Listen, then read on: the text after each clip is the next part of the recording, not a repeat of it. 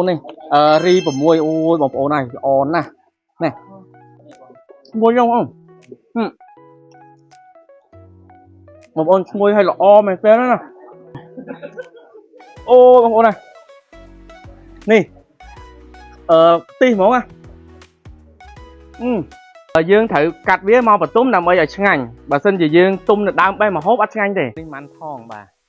អូយផ្លែឡើងក្តៀងពេញដើមហ្មងអាហ្នឹងបើយើងដូចអាចកោមកញ្ញុំនេះបើសិនជាយើង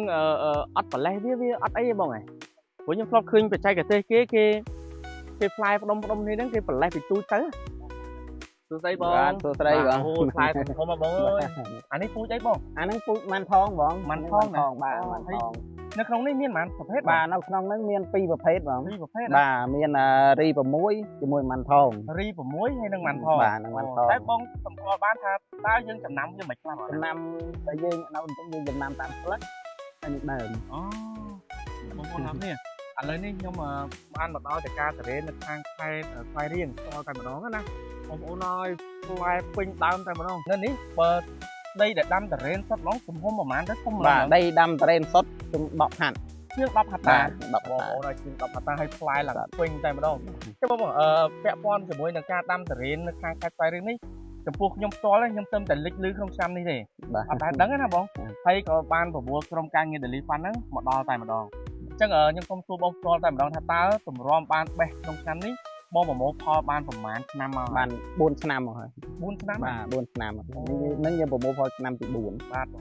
នេះឆ្នាំទី4បាទហ្នឹងឆ្នាំទី4ចុងក្នុងមួយឆ្នាំប្រមូលផលបានប្រហែលតោនទេបងក្នុងមួយឆ្នាំយើងបានតាមឆ្នាំដំបូងយើងប្រមូលផលបានខ្ទង់ជា30តោនឆ្នាំទី1បាន30តោនទី2បានតែជា60តោនទី2ជាង60តោនបាទទី3បានតែជា80តោន3 80កើនរហូតបាទចាកើនឆ្នាំនេះវាអាចនឹងលើ100តោនលើ100បាទ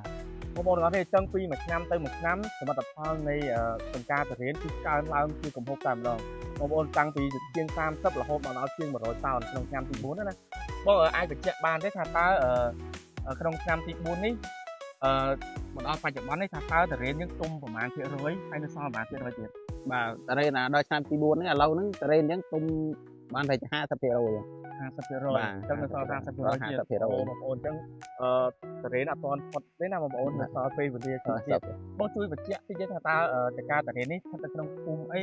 សង្កាត់អីខេត្តអីបងសូមបញ្ជាក់ទុកបានបាទចការតរេនហ្នឹងស្ថិតនៅក្នុងភូមិបិទមាស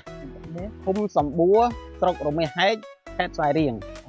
បាទខេត្តស្វាយរៀងយើងចឹងបងធ្វើការនៅក្នុងការតរេននេះរយៈពេលប្រហែលដែរបងយូរនៅជាង10ឆ្នាំ10ឆ្នាំហើយបងជាង10ឆ្នាំបាទចឹងបាត់បិសោតឆ្អិនណាកាលពីមុននៅកសិដ្ឋានបងដាំនេះតើមានធ្លាប់ខាងណាគេដាំដែរទេបងនៅក្នុងខេត្តស្វាយរៀងយើងនេះអត់មានទេចឹងបាត់នេះថាបងយើងនឹងដំបងគេបងប្អូនទាំងអស់គ្នាចឹងខ្ញុំនិយាយត្រង់តែម្ដងណាចំពោះខ្ញុំផ្ទាល់គឺខ្ញុំមិនដែលលេចលឺទេតរេនខាងស្វាយរៀងទោះបីតែខ្ញុំនិយាយប្រាប់គេក៏គេអត់ជឿខ្ញុំដែរថាតែតរេនណាខាងស្វាយគេសតតែលឺនៅខេត្តនេះខេត្តនោះចឹងណាតរេនដែលល្បីណាបាទប៉ុន្តែឥឡូវនេះខ្ញុំនាំបងប្អូនទាំងអស់គ្នាមកដល់ចការតរេនខ្មែរយើងធម្មជាតិនៅខាងខេត្តស្វាយរៀងផ្ទាល់តែម្ដងមាន2ប្រភេទមានម៉ាន់ថងហើយនឹង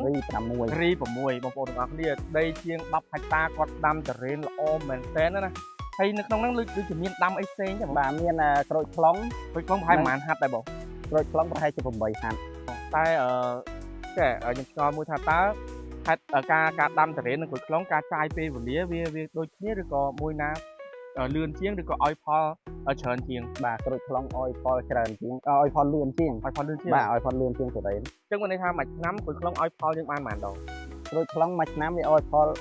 យើងអត់បានធ្វើគឺឲ្យផលតគ្នារហូតអូខេបងប្អូនទាំងអស់គ្នានេះគឺជាកសិដ្ឋានបាទចំការតរេនហារ៉ាហ្វាមនៅខាងខេត្តស្វាយរៀងបងប្អូនទាំងអស់គ្នាខ្ញុំបានមកដល់ផ្ទាល់បានឃើញច្បាស់ជាក់នឹងភ្នែកថាពិតជាមានតរេនក្នុងទឹកដីខេត្តស្វាយរៀងពិតប្រាកដមែនអូខេបងប្អូនទាំងអស់គ្នាខ្ញុំពិតជាសប្បាយចិត្តមែនទែននៅពេលដែលបានទៅដល់ចការតរេនខាងខេត្តស្វាយរៀងណាហើយខ្ញុំក៏សូមអរគុណទៅដល់លោកអ៊ំខាងម្ចាស់ចំការក៏ដូចជាក្រុមការងាររបស់លោកអ៊ំទាំងអស់សុទ្ធសឹងតែមានភាពរួសរាយរាក់ទាក់ហើយសម្ដៅវិញសុទ្ធសឹងតែមានវិជ្ជាជីវៈមកល្អមែនទែនហើយបើសិនជាបងប្អូនចង់ទិញតរេនយកទៅលក់បន្តឬក៏ចង់ទៅលេងចំការតរេនកុំភ្លេចធ្វើការតំណែងទៅកាន់ page ចំការតរេនផ្ទាល់ ដែលខ្ញុំបានដាក់នៅលើវីដេអូនេះឬក៏តំណាក់តំណងទៅតាមរយៈលេខទូរស័ព្ទរបស់គាត់ផ្ទាល់ក៏បានអូខេអញ្ចឹងបងប្អូនចាំជួបជាមួយនឹងខ្ញុំជាមួយនឹងវីដេអូជាថ្មីមួយទៀតពាក់ព័ន្ធជាមួយនឹងការដើរលេងកម្សាន្តក្រុមការងារ Daily Fun បូកបញ្ចូលជាមួយនឹងចង្ការតារ៉េនឹងដូចគ្នាអញ្ចឹងបងប្អូនណាខ្ញុំធ្វើចេញជា2វីដេអូតែម្ដងអញ្ចឹងនេះគឺជាវីដេអូទី1អញ្ចឹងបងប្អូនទាំងអស់គ្នាអាចតាមដានតាមរយៈ page Daily Fun បានបាទក្រុមការងារ Daily Fun សូមអរគុណសូមជម្រាបលាទាំងអស់គ្នា